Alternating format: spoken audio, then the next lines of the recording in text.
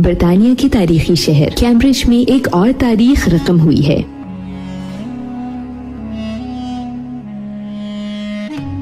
यहाँ बरतानिया और यूरोप की पहली इको फ्रेंडली मस्जिद तामीर की गई है, जिसे अब आम नमाजियों के लिए खोल दिया गया है।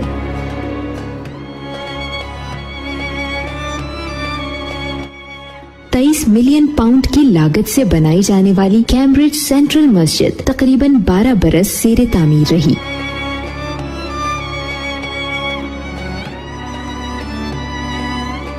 इस मस्जिद के आर्किटेक्ट कहते हैं कि ये 21वीं सदी के बरतानिया में इस्लाम का सकाफती पुल साबित होगी।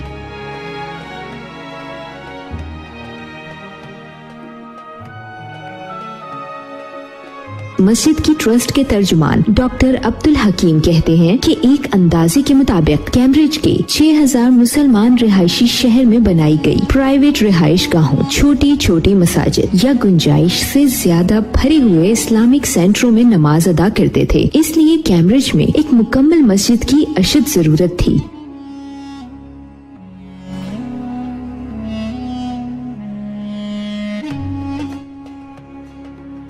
इस मस्जिद में नमाज पढ़ने के लिए यहाँ के मुसलमानों को एक लंबा इंतजार करना पड़ा और रास्ते में कई मसाइल भी आए। पहले तो कैम्ब्रिज जैसे फलते फूलते शहर में इतनी बड़ी जगह का हसूल ही एक बड़ा मसला था। फिर इतने बड़े प्रोजेक्ट के लिए रकम, लेकिन सबसे बड़ा मसला इतनी बड़ी मस्जिद की शहर के बीचों बीच तामीर की मुखालफत थी।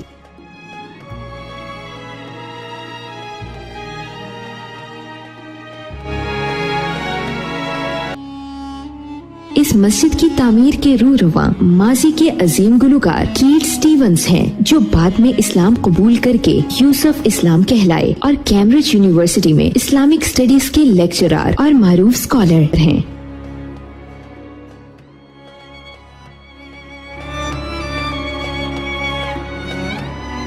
यूसुफ इस्लाम ने मस्जिद की तामीर के लिए चंदा इकट्ठा करने में भी अहम किरदार अदा किया। इस सिलसिले में वो तुर्की भी गए और तुर्की के सदर तैयब एर्दोगान से मिले।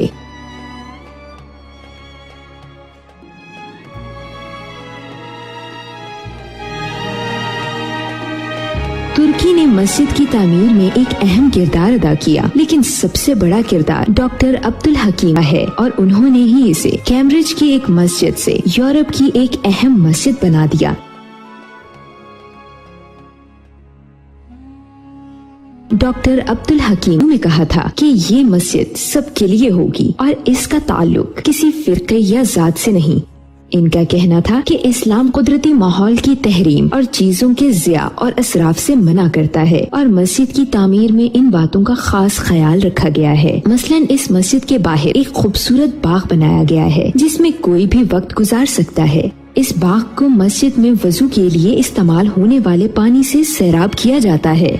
इसके अलावा बारिश के पानी के भी दोबारा इस्तेमाल का खास ख्याल रखा गया है। इसकी छत ऐसे बनाई गई है कि सारा साल रोशनी अंदर आती रहे और रोशनी के लिए कम से कम बिजली इस्तेमाल करना पड़े। इसमें हीटिंग के लिए माहौल दोस्त हीट पंप है और इसकी तामीर में ज्यादातर ऐसी लकड़ी इस्तेमाल की गई है जो इन जंगलात से ली गई है जिनमें दरख्त काटने से माहौल पर इतना असर नहीं पड़ता।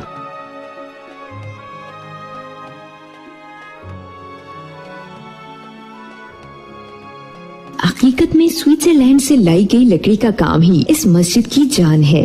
इसमें लकड़ी के सुतून दरख्त की तरह से बनाए गए हैं जो ऊपर जाकर छत के साथ जुड़ते हैं और बिल्कुल एक कैनोपी सी बन जाती है जो इंसान के कुदरती माहौल के साथ जुड़ने की तशबीह भी लगती है।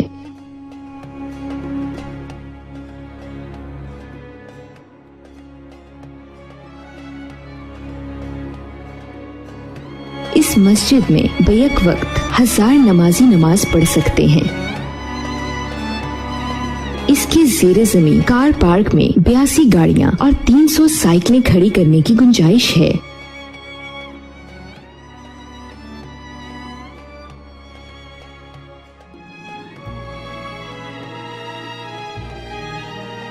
कैम्ब्रिज की अपनी नौयत की इस खास मस्जिद बनाने वाले आर्किटेक्ट्स भी कोई आम लोग नहीं। इसे अवार्ड याफ्ता आर्किटेक्ट डेविड मार्क्स और उनकी पार्टनर जूलिया बारफेल्ड की कंपनी मार्क्स बारफेल्ड आर्किटेक्ट्स ने डिजाइन किया है। ये वही फर्म है जिसने लंदन में दरियाए टेम्स के किनारे मशहूर लंदन आई और आलमी शोहरत याफ्ता क्यू गार्डन में दरख्तों के ऊपर चलने के लिए पैदल चलने का पुल डिजाइन किया था। बदकिस्मती से मार्क्स अपने इस शाहकार को तकमील के बाद देखने से पहले ही इंतकाल कर गए।